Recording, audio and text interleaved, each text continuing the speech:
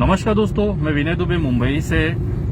Social media पे इस समय भूचाल मचा हुआ है। जिस तरह से सिवान के पूर्व सांसद शहाबुद्दीन जी की जिस तरह से मौत हुई है, उसको लेकर अब सरकार कटघरे में आ गई है। लगातार करीबन कल से ही सैकड़ों मैसेज मुझे प्राप्त हुए हैं, जिसमें उनके लिए आवाज उठाने की बात कही जा रही है। भले उनका आपराधिक एक रिकॉर्ड रहा हो, लेकिन किसी इंसान की जान चली जाना, उसमें अगर शंका है तो उसका निदान करना सरकार की जिम्मेदारी होती है, वो डॉक्टर और अस्पताल की जिम्मेदारी होती है। जिस तरह से अभी कोरोना रिपोर्ट उनकी नेगेटिव आई है, उसके बावजूद वहां की जो पुलिस है वो उनको दिल्ली में ही दफनाने के लिए फोर्स कर रही है शहाबुद्दीन जी के परिवार को। ये कहीं ना कहीं संदेह पैदा करता है कि उनकी मौत आखिर किस कारण से हुई है, क्योंकि सोशल मीडिया और न्यूज चैनलों पे दिखाया जा रहा था कि उनकी जो मृत्यु हुई है वो कोरोना की वजह से हुई है। लेकिन आज मुझे उनके दिल्ली से कुछ मेरे पत्रकार बंधु हैं जिन्होंने मैसेज किया कि उनकी कोरोना की रिपोर्ट नेगेटिव आई है। अगर कोरोना की रिपोर्ट नेगेटिव आई है तो आखिर ऐसा क्या कारण है कि शहाबुद्दीन जी की मृत्यु हुई है, वो जानना उनके परिवार के लिए बहुत जरूरी है।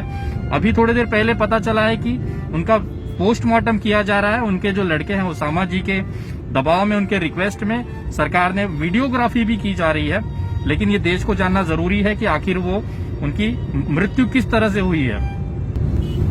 अगर इस तरह से चलता रहा कि अस्पताल में कोरोना के नाम पे किसी को एडमिट कर दो और वहां पे बायोलॉजिकल या फिर मेडिकली टर्म पे अगर उनका हत्या कर दी जाती है, तो कहीं ना कहीं ये देश के लिए बहुत बड़ा खतरा है।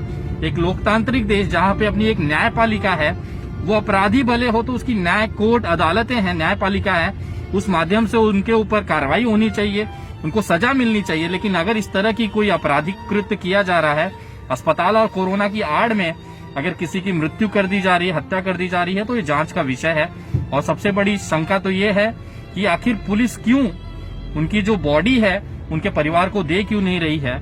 मैं अभी बंगाल हूं और मेरी इस केस पे नजर है। मैं भले कोई प्रतिक्रिया अभी नहीं देना चाह रहा था, लेकिन सुबह से बहुत सारी मैसेजेस और बहुत सारे लोगों के फोन आने के बाद मुझे लगता है कि इसके लिए पूरे देश को एक साथ आकर आगे आवाज उठाना चाहिए। मैं खास तौर पे राजद और लालू परिवार से निवेदन करना चाहूंगा कि जिस व्यक्ति ने आपकी पार्टी को बुलंदियों पे पहुंचाया, जिस व्यक्ति की वजह से आप बिहार में कितने ही सालों तक सत्ता में रहे, आज उस परिवार को हाथ जोड़ना पड़ रहा है, ये बहुत ही निंदनीय है। आपको आगे आना चाहिए। मैं अपने तमाम सामाजिक कार्यकर्ताओं से निवेदन करूंगा कि इस केस पर खास तौर पर नजर रखें और इसके लिए आवाज उठाते रहें, क्योंकि एक डेड बॉडी पे उसके परिवार का हक होता है। वो चाहते हैं कि उनका जो डेड बॉडी है उनके गांव, उनके घर में पूरे रीति रिवाज के साथ दफनाया जाए। तो मुझे नहीं लगता कि भारत में ऐसा कोई नियम है जो इसे रोक सकता है। एक मुद्दा ये भी था कि कोरोना की वजह से डेड बॉडी नहीं जा सकती, तो वो मसला भी अब खत्म हो चुका है कि उनकी जो कोरोना रिपोर्ट है वो नेगेटिव है। तो अब मुझे समझ में नहीं आ रहा कि वहाँ की जो प्रशासन, अस्पताल प्रशासन और पुलिस प्रशासन आखिर छुपाना क्या चाह रहा है। आवाज उठाएं, सोशल मीडिया पे एकजुट हो जाएं, क्योंकि अगर आज शहाबुद्दीन को इस तरह से अस्पताल में एडमिट करके अगर उन्हें मार दिया गया है, मैं आरोप नहीं लगा रहा हूं, ये जांच का विषय है।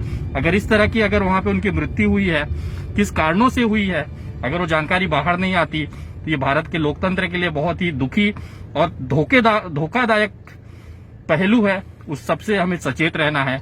आवाज उठाएं, क्योंकि आज शहाबुद्दीन है, कल आपका परिवार भी हो सकता है। जय हिंद, जय महाराष्ट्र।